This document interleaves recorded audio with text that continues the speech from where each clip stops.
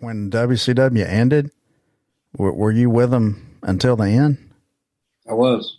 Wow. I was actually standing next to Ric Flair when, at the very end of the Nitro, Mm, it said copyright World Wrestling Federation, man. and we looked at each other like, "You believe this?" But Flair was ready to move on anyway. I mean, Yeah. he was done with it. He had done all he could do, times 10, to try to help the company out too. And he had greener pastures, and I'm so happy for people like Booker T, especially people like that really did go on to make something great. Oh, yeah.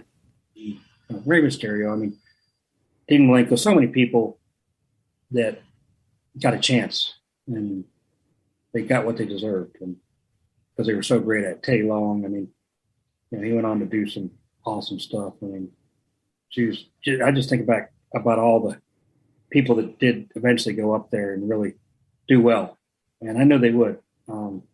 Chris Jericho, to go on to do stuff that he did, and then on the AEW, and Dustin Rhodes, and I remember there's a video that we've done that I don't say this very often, but there's a series of interviews that I did backstage with a camera guy who was independent.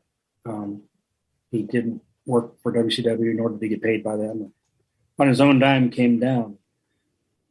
We interviewed a lot of people backstage, like, "What are you going to do now?" Mm. And that video hasn't aired yet.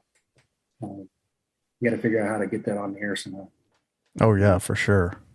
Because I know people be interested in that. You see these guys when they're trying to figure it out, man. Yeah. It's real life. It's no joke, and Yeah. it's no holds barred. We go backstage. I go backstage where we all can go. And, we talk to them.